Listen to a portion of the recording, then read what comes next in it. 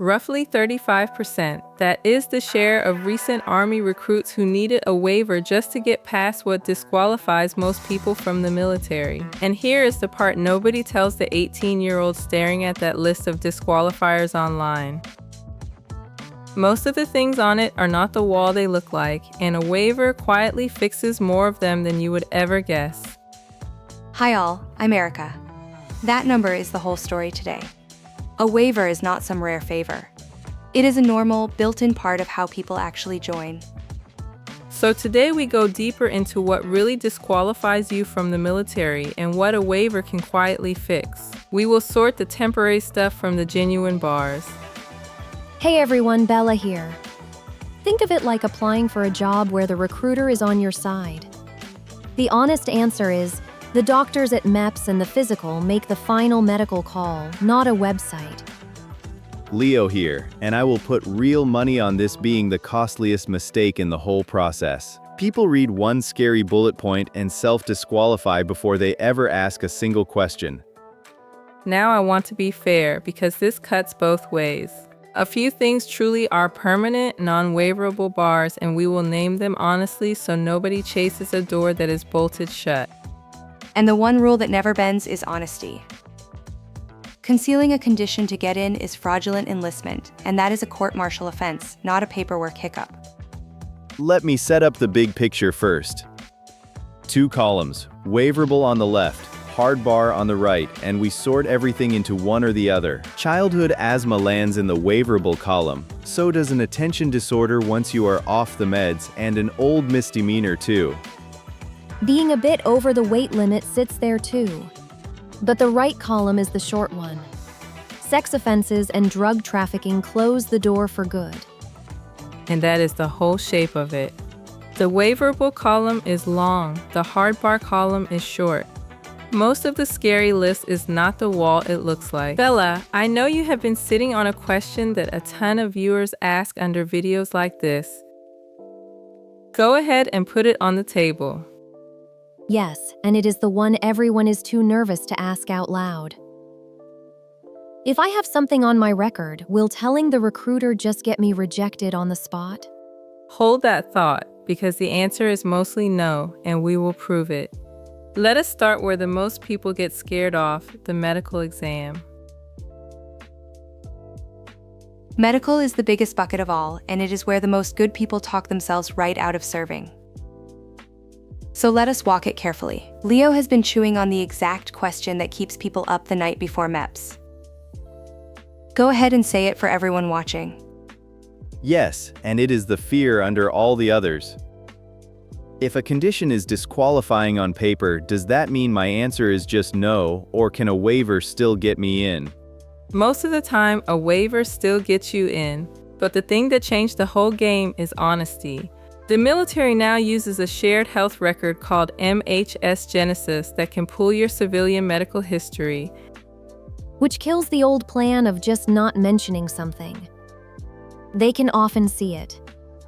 So the only smart move is to disclose it, then let a waiver do the heavy lifting. Asthma is the classic example. A history of asthma after your 13th birthday is disqualifying on paper, yet it is one of the most commonly waived conditions there is. The path to qualify is a breathing test, normal pulmonary function, and a negative methacillin challenge taken while you are symptom-free and off medication is what wins that waiver. Attention issues work the same way. A 2025 policy lets you enlist without a waiver if you have not been treated in the past year and you function without school accommodations. Mental health is where honesty matters most, and where the rules got stricter. Recency and severity are everything. Old, mild, and stable is a different planet from recent and acute. And one hard line you need to hear. A July 2025 memo made a suicide attempt within the previous 12 months non-waiverable. That is a genuine bar for that window, not a maybe. The gray areas deserve an expert, not a guess. Let me bring in someone who lives in these standards every single day. Happy to be on. The biggest myth I hear is that needing glasses is a problem, and it simply is not. Vision only has to correct to standard. What about weight? That is the one that scares off the most people. Weight is not a permanent bar at all. The Army's Future Soldier Prep course takes applicants up to about 8% over and gives them roughly 90 days to get within standard. So weight and vision are the most overfeared items on the whole list. They scare people off, and they are the most fixable. Exactly. Take the recent severe and recurring conditions seriously because the childhood stuff you outgrew is almost always just a paperwork problem. Thanks for having me on, and good luck to everyone at MEPS. Thank you for calling in. Here is the bottom line on the medical list. It looks terrifying, and it is mostly negotiable as long as you are honest and patient. One thing before the next part, and then we move right on. If any of this is clicking, tap that like, hit subscribe, and ring the bell for the next one. It takes a second, it costs nothing, and it helps more than you would think. Here is a real fork that splits this audience right down the middle. Say you have a disqualifier that needs a waiver. Do you apply right now or wait until you can clear it cleanly? This matters because two clocks are running: the recruiting climate that decides how generous waivers are and your own age window. Erica, where do you land on applying now? Apply now, and apply while the door is wide. About 35% of recent Army recruits came in on a waiver. That tells you the system is saying yes right now, and climates change. But the person who waits walks in with a cleaner file. If your asthma history is borderline, a couple of symptom-free years off the inhaler turns a hard waiver into an easy yes. Hold on, what about the recruit who is already 38? Fair, and that is the honest tension. The Army max age is now 42, but if a condition will not clear with time, waiting just burns months you cannot get back. And some things genuinely require documented time to pass. A recent mental health episode or a fresh charge will not waive today no matter how eager you are. For those, waiting is not optional.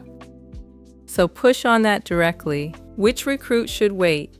The one whose disqualifier improves with time and who still has years on the age clock, a pending charge, a recent diagnosis, a few pounds over. Time is on their side, so use it. And the one who should apply now is the one whose condition is already as resolved as it will ever get, or whose age window is closing. For them, every month of waiting is pure risk. Then here is the source verdict, and it is not a coin flip. Ask which clock runs out first. If your condition will improve with time and you have age to spare, wait and walk in clean. But if the condition is already settled or your age window is closing, apply now while roughly a third of recruits are getting waivers. The recruiting climate is the one thing you cannot control, so do not gamble that it stays this open. So let us turn everything we said into one clean path you can actually walk. Because the difference between getting in and getting denied is almost always process, not luck. And the order matters. Do these steps in the wrong sequence and you make a fixable thing look like a cover-up? Let me run you through the honest waiver path step by step. Here is the whole process on one board, and it is shorter than people fear. Step 1. Gather your records first. The childhood asthma notes, the therapy summary, the court disposition on that old charge. Walking in with proof is what turns a red flag into a closed case. Step 2. Tell your recruiter everything, up front. They are not the enemy here. They cannot build you a waiver for something they do not know about, and they have seen your situation before. And step 3 is the line you do not cross. Concealing a disqualifier is fraudulent enlistment under Article 104A of the Military Code. That can mean a court-martial and a dishonorable discharge. There is one bar that surprises people, so let us name it plainly. A single unmarried parent with custody generally cannot enlist on active duty. That rule is real, and a waiver there is rare. Now here is the honest advocacy, because I owe you the full picture. Going active is not the only door. The Guard and Reserve sometimes weigh dependence and timing differently, and they keep you closer to home. Right. Active duty fits the person who wants full-time service and the full benefits package now. Guard or Reserve fits the parent or the person who needs a custody plan and a slower runway in. So the one thing to carry out of here, do not self-disqualify from your couch and never lie to get in. Disclose, document, and ask. That single habit beats the entire scary list.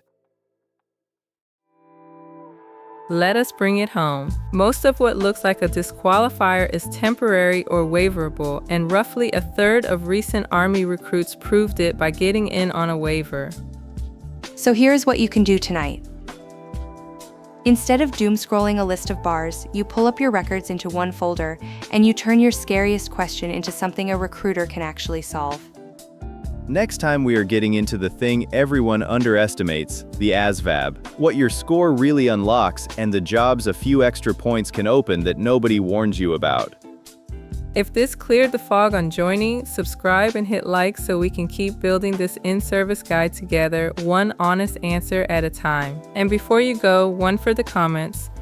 What is the one thing you assume disqualified you for good? Tell us below, because someone reading might just have gotten their waiver for it.